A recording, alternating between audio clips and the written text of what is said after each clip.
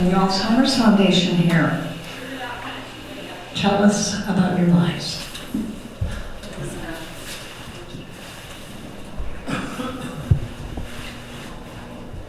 Hi everyone, I'm Carrie Price-Duffy, and this is Kristen Frostmo, but yes, we're the Mark-Randler twins. Our parents, Dave and Meg, most of you hopefully know them. They were longtime members here. Mom was director of education, they taught Sunday school, they taught BBS. And this was such an important part of their lives, and we really wanted to be able to come and share a little bit about our experience living with Alzheimer's, family members with Alzheimer's, and be able to have some volunteers here that could share some more information with you as well. So thank you for being here. So Mom stopped working at St. Andrews in 2014, and at that point, she probably had been having symptoms of Alzheimer's for quite a while, and we didn't know it. Things were happening, and we weren't quite sure what was going on, but we didn't understand.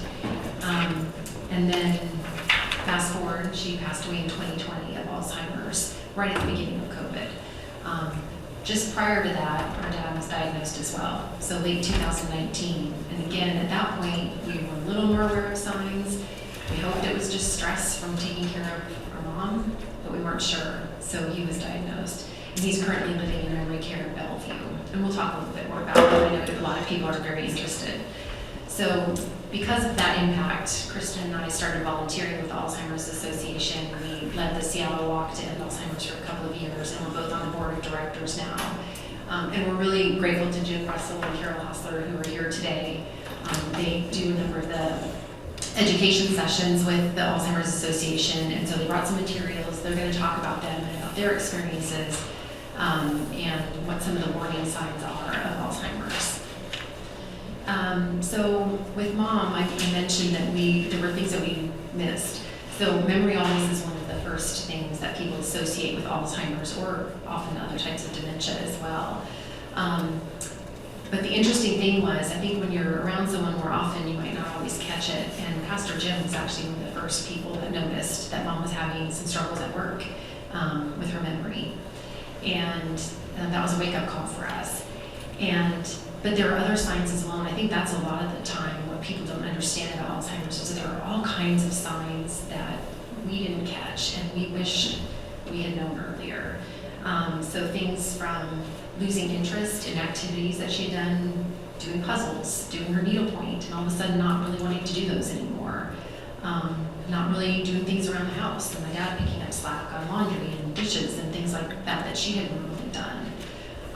She needed or wanted my dad to order for her in a restaurant because we didn't know why. Those things were confusing. Struggled to put a seatbelt on. Things that just didn't seem to make sense and we couldn't connect. And when we started understanding the memory issues, it started to connect. And by the time she got lost driving home from work, which she had done for years and years and years, we knew that there was something serious going on.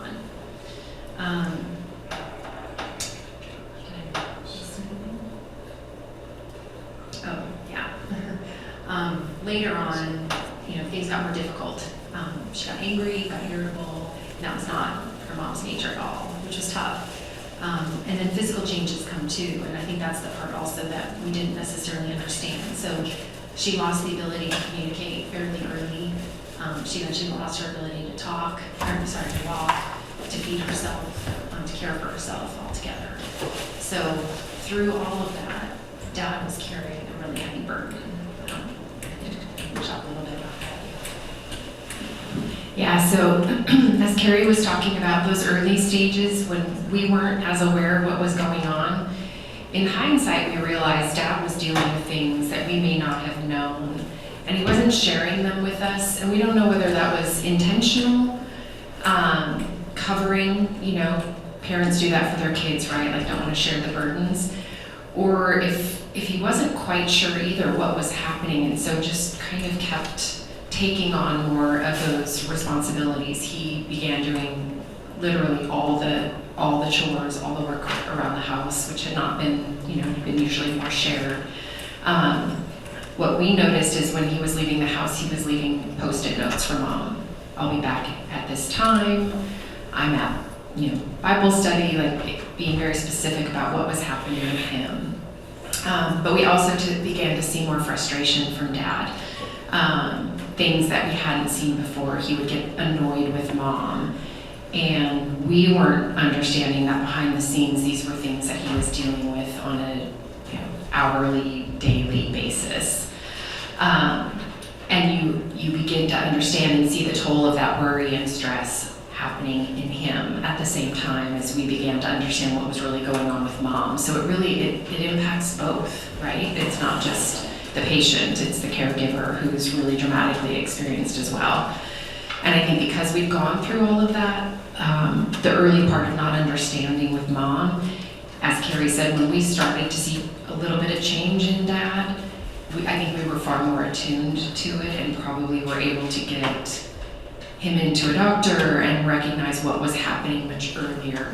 Dad did not understand that, and I think that's where as family members it's so important to understand these warning signs that Jim and Carol are going to speak to more, because there really isn't a self-awareness. There wasn't in Mom, there wasn't in Dad. I think that's really common to not understand that something is changing in those early parts of the disease.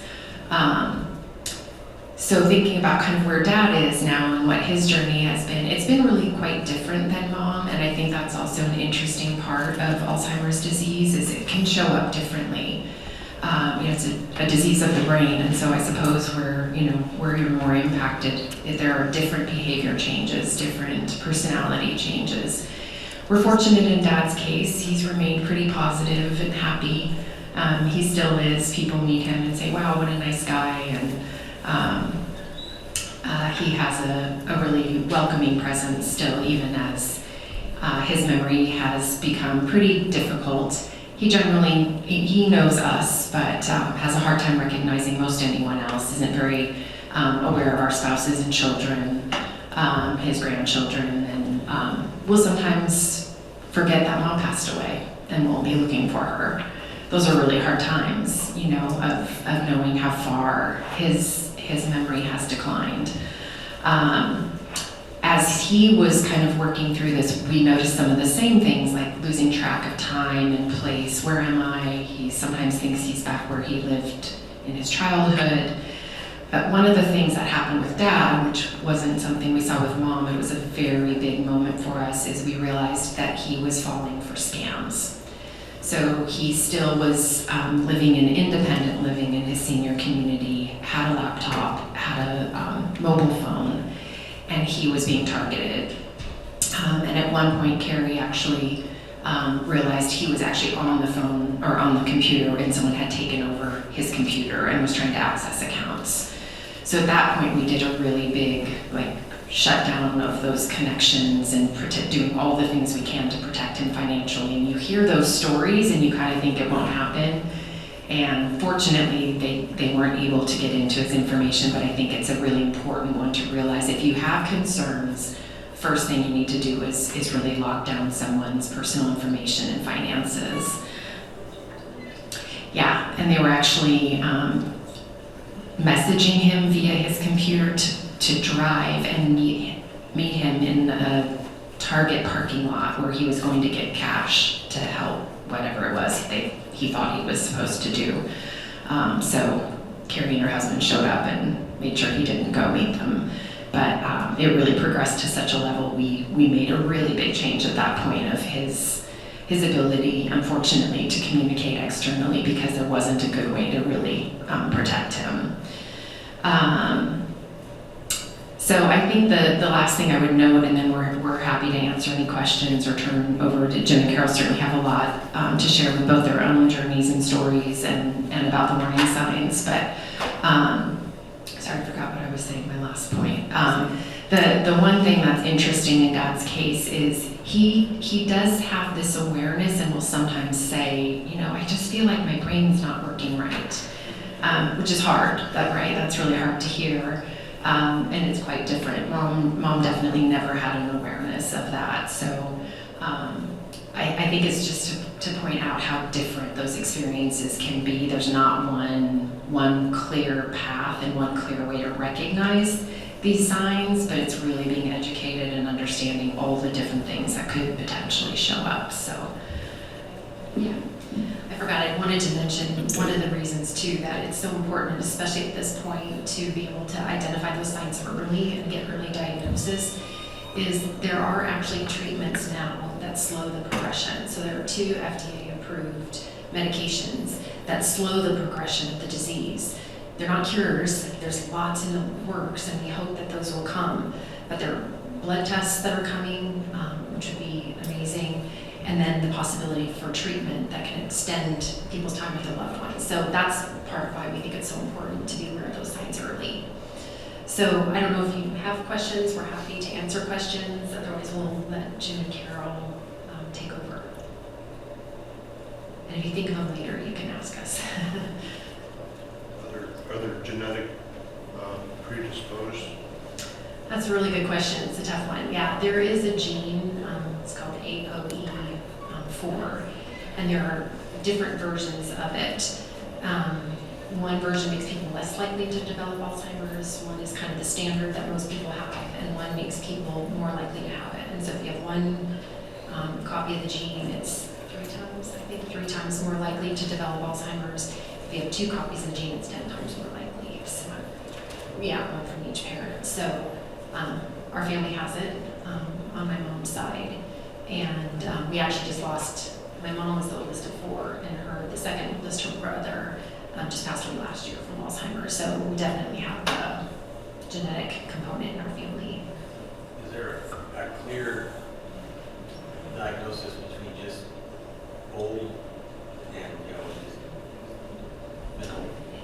Between like dementia and just someone getting older, yeah, I think. Older, right, yeah, because doctors have said that for family members. Well, it's just old. It's not Alzheimer's, it's not dementia, it's just old.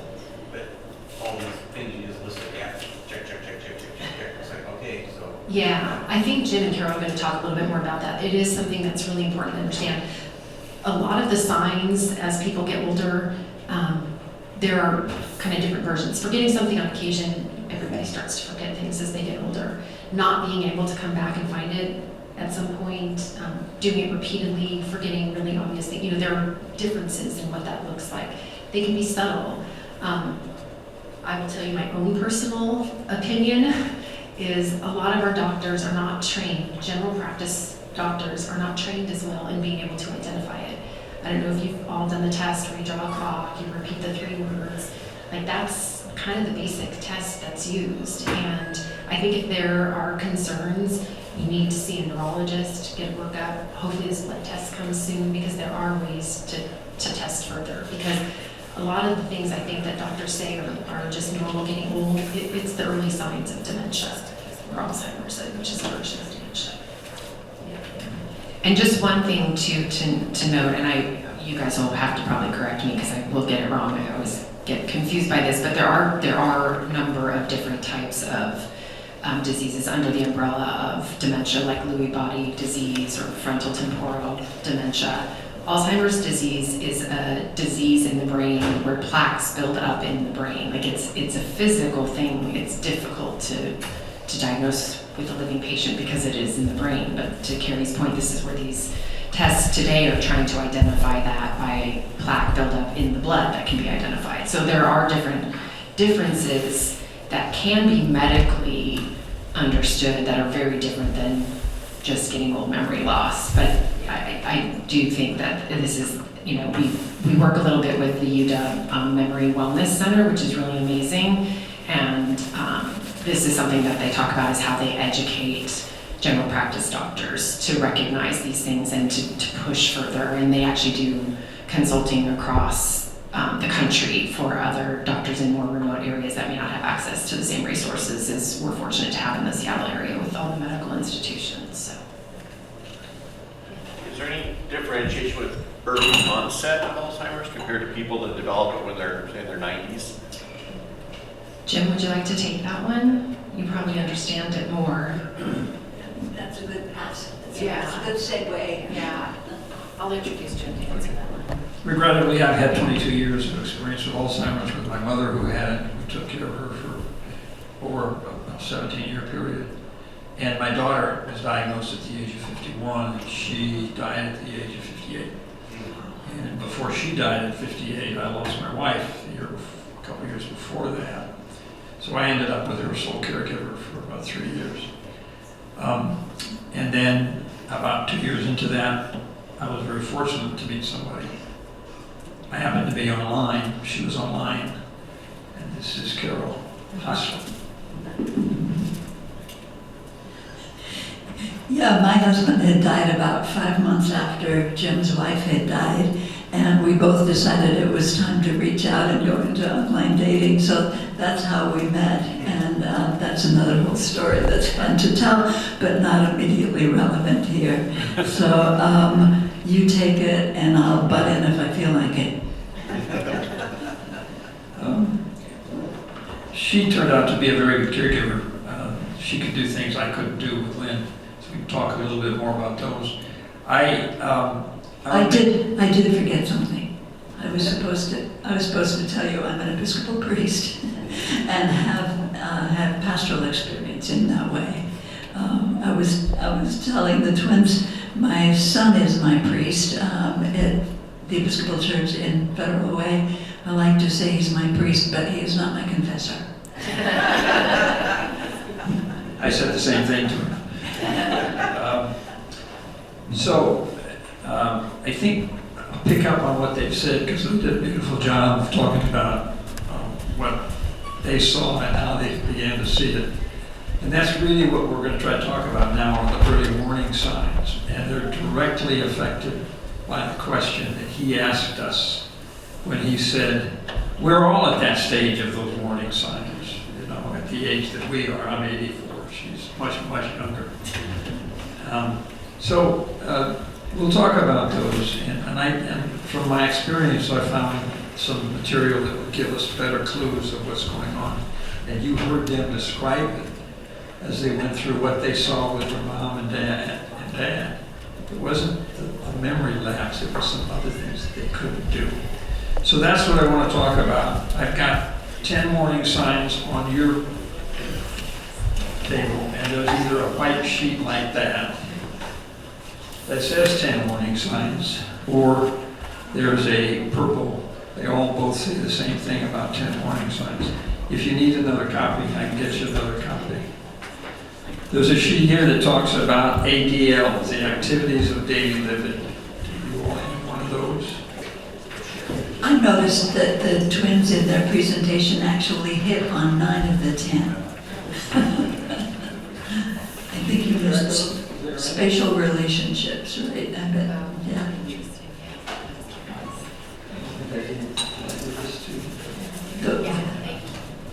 The warning sign on spatial relationships, I noticed with Jim's daughter when she would reach out and to touch the wall, and her perception of where the wall was not there. Yeah, that was interesting. Do you all wear red on Reformation Sunday? Yes, hope so. I wish we do that on Pentecost. I'm looking around and going, oh my goodness, we did not get the memo. I got my red for Pentecost. You got that glasses on anyway, though. She's got it. So, the 10 warning signs are very common for all of us, as we've talked about. But they never really helped me identify the Alzheimer's that my mother had, and they did not identify the Alzheimer's that my daughter had. They had basic, full Alzheimer's. But it was not those memory lapses and things like that. It was the activities of daily living that where you begin to spot. And up at the top, where it talks about the basic activities of daily living, that's stage 7 of Alzheimer's. That's when my daughter, for a year and a half, could not do any of those things by herself. She did it with my mother. How old was she when she started developing this? When she started developing it, she was a teacher in 2014. At the age of 47. 47. And she was praying with everything she had to figure out how to handle her life better and work with her memory. She was divorcee. She had 3 teenage boys. She was a special education teacher. If she admitted she had Alzheimer's, she would lose her job. She would probably lose her sons. She would lose the rental house that she had. She denied it for 4 years. And my son and my daughter were telling me she's got Alzheimer's. I said, no, she doesn't. Mom had it, my mom had it, but we checked all those genes, we don't have any. So, couldn't be, she's too young.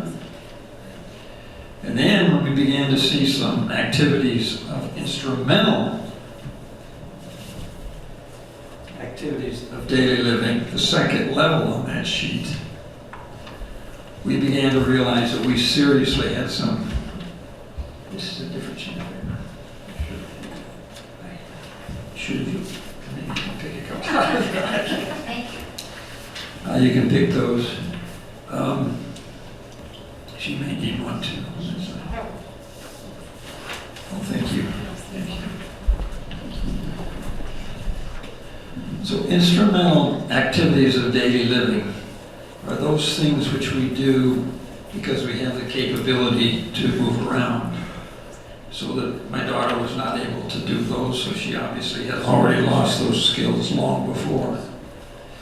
But they're transportation and shopping, managing finances, shopping and meal preparation, housekeeping and maintenance, managing communication with others, and managing medications. My daughter's 13-year-old son discovered something was really wrong with Mom, and she said, I'll make spaghetti for us. She put the water on the stove. She put the spaghetti in the water. She took all the spaghetti sauce and she poured it on top of all of that. And she turned it on. He said, Mom, I don't think you're supposed to make spaghetti that way. I know what I'm doing. So it's those things, activities of daily living, that started saying to you, you know, and me, and Carol, when she says she's got in her family some issues that she's worried about, that she's looking at. So those are the things that are more likely to begin to tip you off that there is something going on. So that's why I really enjoyed this study on the back that was done in Japan.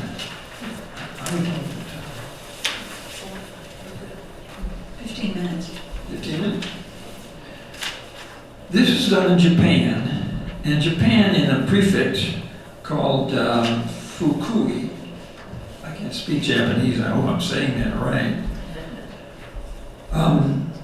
Sent a survey self-reporting out to people, 87,787 people, and said, ask yourself these questions.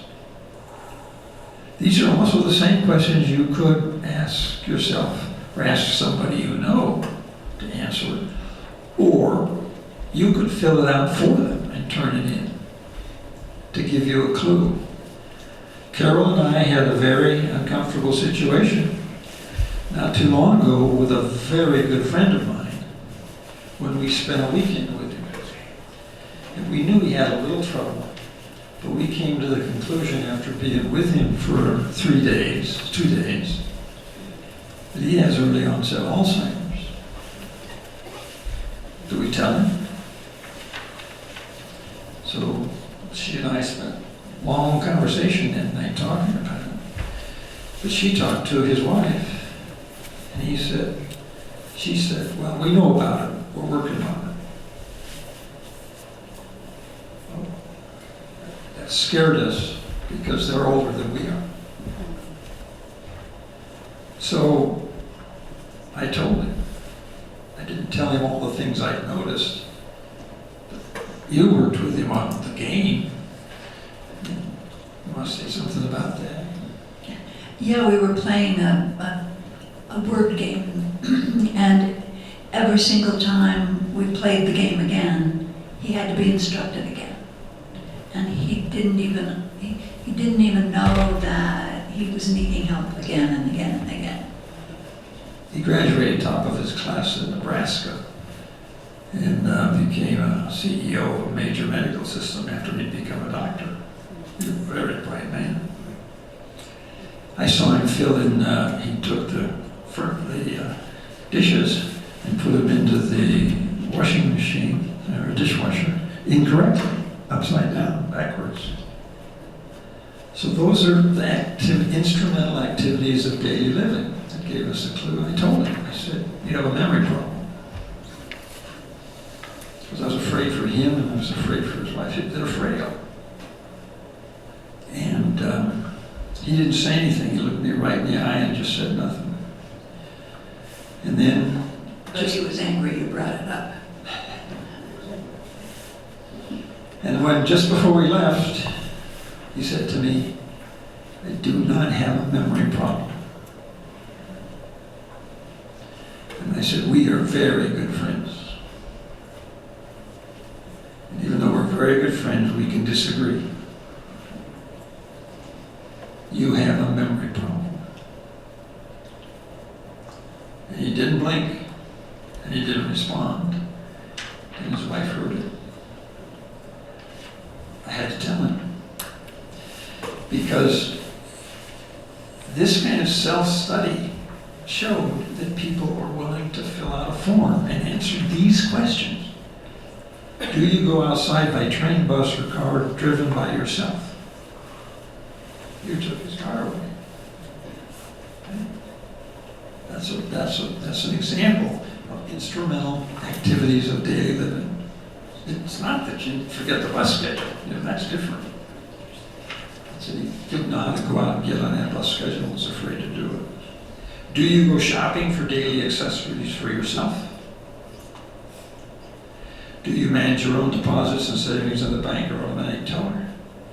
We had the same problem with my wife's father, who was saying, I'm always getting these calls. He had several books and he had several balances within them, and his son took over those and discovered it, took it away from him. He didn't believe he had a problem. When we finally got him to move out of his apartment, and we said, you can go into the memory care unit right now. He said, I don't have to go in the memory care unit yet.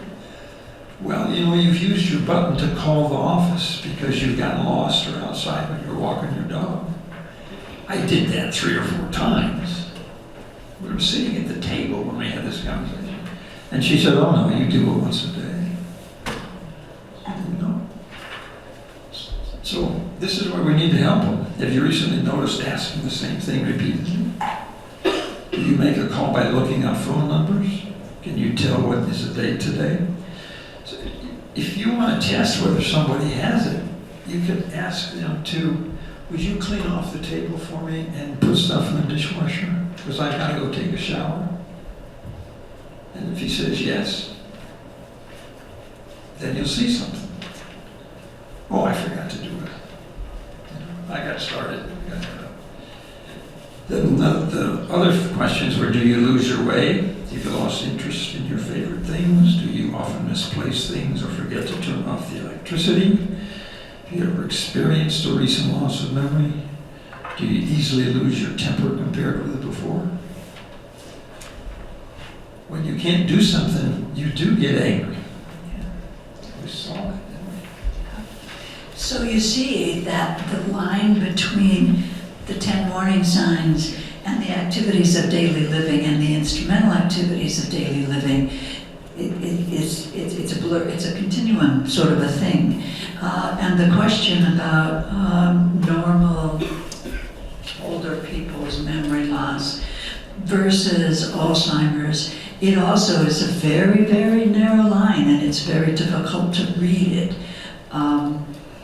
So we can't get overly concerned about this one thing or that. Oh no,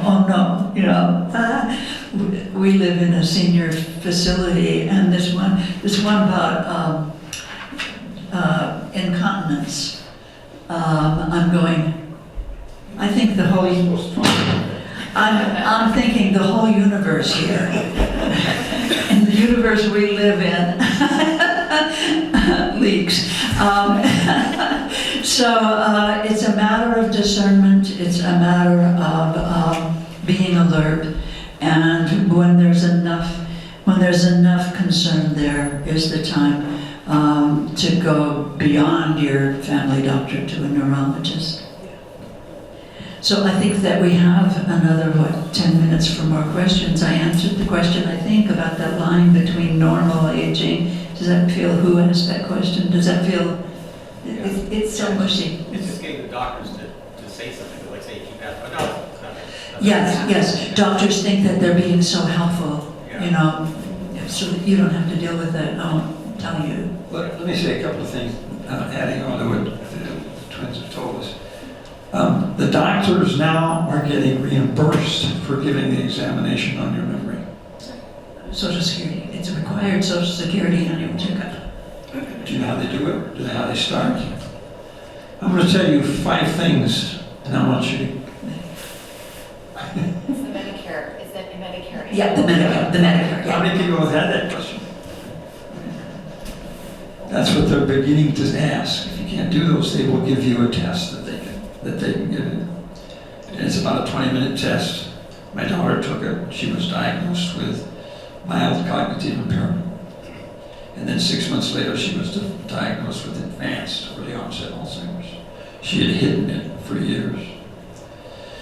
The second thing about it is that blood test has now been approved by the FDA. And that blood test is now going to be available. They will determine whether or not you have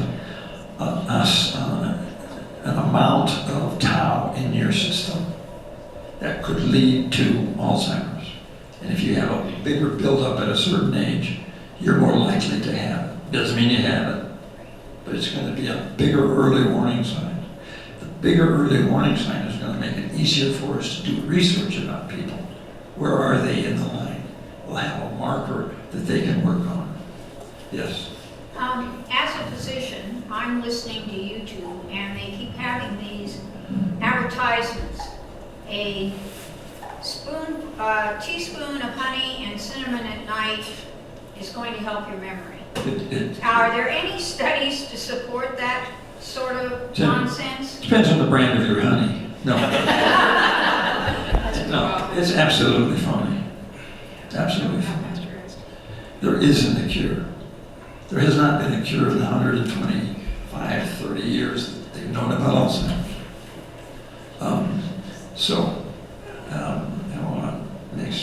Anyway, go ahead. What's the difference between dementia and Alzheimer's? Is it just more severe or what?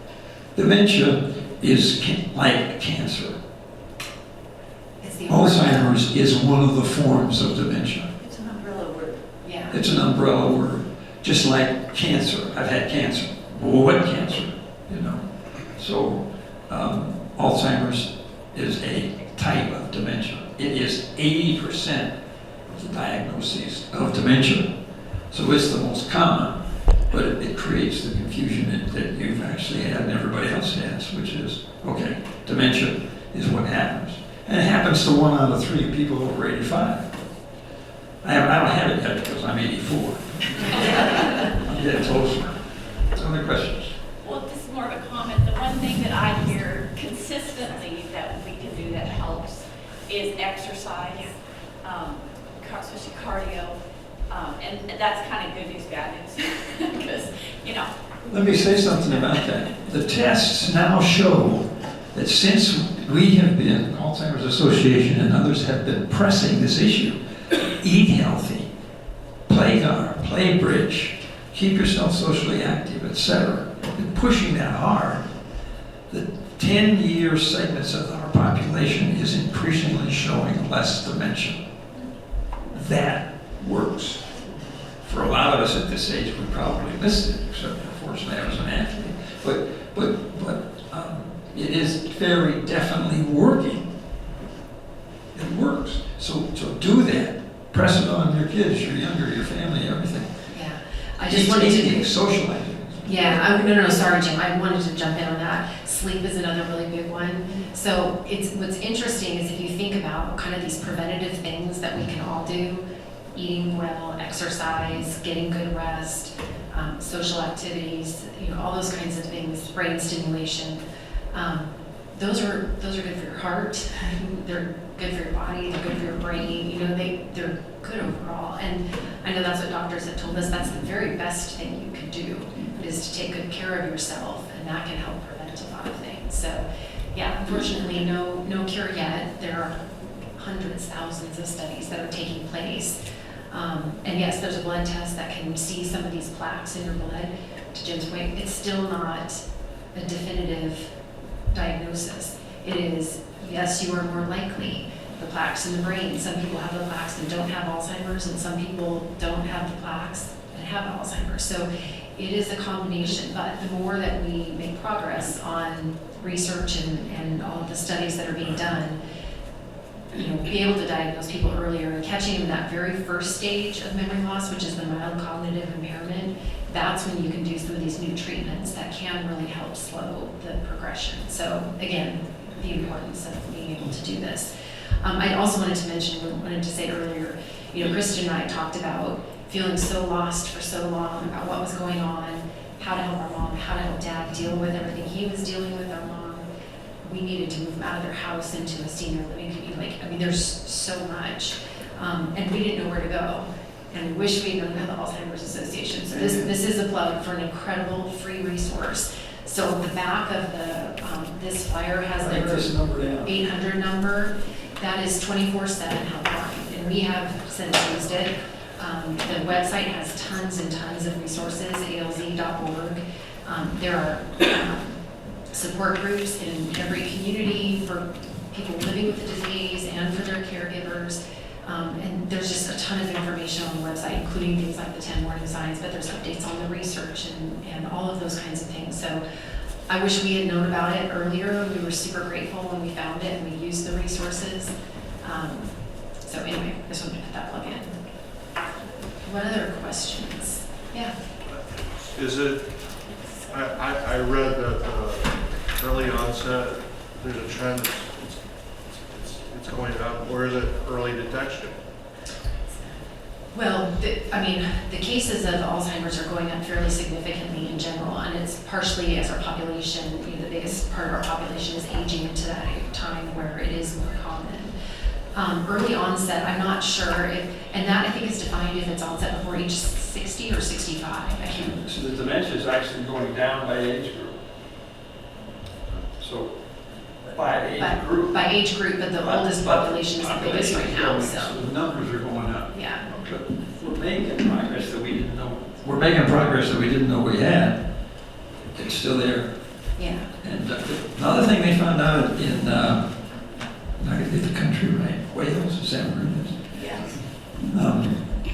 They gave everybody vaccinations in Wales, half the population couldn't get them because they didn't have enough. Turns out that 10 years later, those people who had those vaccinations had less dementia. Was that the shingles vaccine? It was a shingles vaccine. Yeah. That's a real new one that they've just found. There's so many different things that they're So suddenly they're finding out that vaccines are Good job. doing so well. Yeah, I've had it 3 times and I've also had the shots. So I'm very cheap. So, I wasn't here for the beginning, but my question was, how are we dealing with sort of predictive genetics? Do we know genetic traits that you can test for with blood yet? That can tell if you have a proclivity even at an earlier age?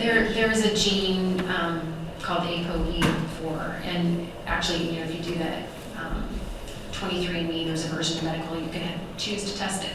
I would advise genetic counseling. I think it's important to understand the context of it, and it's still not, a black or white. Yes, you can have it or no, you're not. But there is one.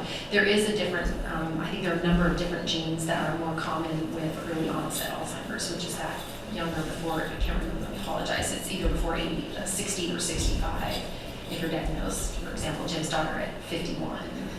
That's considered early onset, and there are different genetic components of that disease as well. But it's Alzheimer's. Sort of a follow-on question. So during COVID, they were amassing through laboratory studies profiles of people that were more likely to have severe COVID reactions, right? So it wasn't just one test, it was 2 or 3 or 4. Are they working on that right now? There's studies to look at these different genetic markers together and see if we can get more predictive? So genetic markers are for a small subset. They're not really that predictive. And as a result of that, Alzheimer's Association doesn't even recommend that you take them. Interesting, because you don't know what to do with the information when you get it. But it doesn't tell you that you're going to get it or not. So it's there, and it's a factor, and it's absolutely right. If your family has it, that's a whole different setting on that. And they are looking at the vaccination issue with the shingles and the COVID. They're discovering there's other things happening that they hadn't had before. So there's progress. We don't know what causes it. And because we don't know what causes it, all we know is that the tau builds up. Tau builds up any place in the brain. It will start there. And it doesn't, it's not the same. You've already said, when you've heard one case, you've heard one case. They're all different. Your mom and dad are so amazingly different. Yeah. Any last questions? Otherwise, I think we need to let you all go. Yes. I had a friend that had Alzheimer's, but, Jan, a lot of you knew her. But do people actually die from Alzheimer's, or is it from a secondary infection or something else that happens because of their bodies weakened? It can be both. I mean, no one survives Alzheimer's. They're not cured. So it is a fatal disease, but often, often there are other things that tie in with it. So I think it varies. Yeah, it eliminates the blood that goes to your brain. So your brain shrinks Doesn't it affect all the other by organ 1/3 of systems its too? size. Pardon? Doesn't it affect all the other organ systems too? Just because your brain is shrinking, Yeah. it If she affects died it. of a rare infection that is, the bacteria or virus is everywhere, but she was sick by it. So, My mother died of pneumonia, that's what Yeah. it says on her. yeah, But Yeah. she didn't die from But our pneumonia. mom her body just stopped working. yeah. Yeah. She got to the point when she wasn't alert and couldn't feed herself, couldn't walk and get out of bed. That's, her body just shut down. That's my daughter did the same thing.